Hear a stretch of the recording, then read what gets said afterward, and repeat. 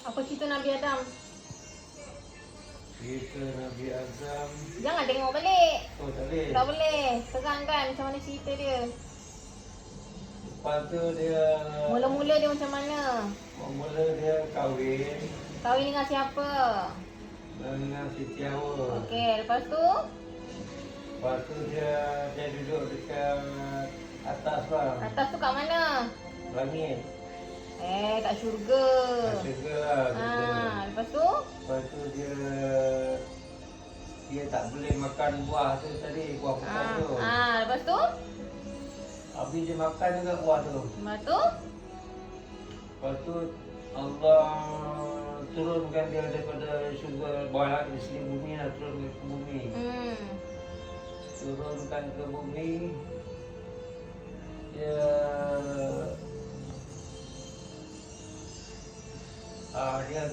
ikut perintah Allah lah. Dia apa ni, menjahit apa semua lah. Apa yang menjahit? Buat Apa tiba-tiba menjahit ni? dia macam dia duduk bawah lah, bawah pada bumi. Dia tak duduk lagi dekat mereka, dekat syurga. Dia diturunkan ke bumi. Lepas tu dia taat perintah Allah tak? Dia taat perintah Allah tak? Tahan lah sembahyang malam. Lepas tu? Jangan baca. Dia kena bagi tahu je, tak boleh baca. Tadi dah baca belum? Terlupa. Itulah doktor suruh baca, ingat dan terangkan. Okey, macam mana Nabi Idris? Kisah Nabi Idris macam mana? Nabi Idris ni dia taat lah, ada salah seorang anak dia tu jadi Nabi. Siapa nama dia? Baik sini buku ni. Tak boleh bagi tahu. Rahsia. Apa nama dia? Apa nama dia? Payah nama dia.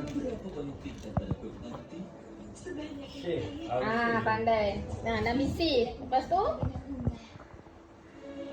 Lepas tu dia jadi Nabi lah, dia taat. Dia boleh menjahit pakaian. Pandai. Lagi? Dia Kalau dia berzikir dia sebut apa? dia zikir dia macam Apa namanya? tak tahulah. Ada tadi tas. Tas apa? Tasbih. Lagi? Tasbih. Tahmid. Tahlil. Lagi satu? Tasbih. Tasbih, tahmid, tahlil. Lagi satu? Ya Allahu Akbar. Bagi apa tu? Apa tu? Takbir. Lagi? Oh, jangan nak pergi mati lagi apa? Nak pergi masjid? Ya, belum 6.30 lagi. Jangan nak mengelat. Cakap dulu. Belum ada 6.30 lagi. Lagi apa? Dia ada apa lagi? Dia ada apa? Dia macam Apa dia? menjahit Dah settle dah menjahit, dah settle. Dia ada seorang apa? Dia ada seorang anak. Anak dah cakap dah tadi. Sahabat. Oh, sahabat dia. Tapi sebenarnya sahabat dia tu siapa? Nabi. Malaikat.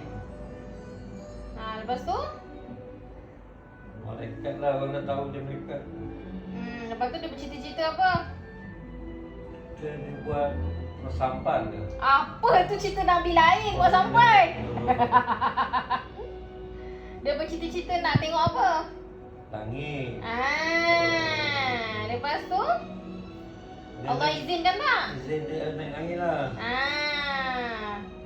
Bertemu dengan siapa? Dengan langit. Apa lagi? Dia bertemu dengan siapa? Malaikat apa? Apa nama malaikat tu? Lupa lah. Macam mana dia buat aku cerita dua Nabi dah lupa? Dia kalau baca ulang-ulang kali tu. Tak kisahlah, patutnya baca sekali dah terus ingat. Mana boleh baca ulang-ulang kali. Tak ingat? Nanti baca lagi.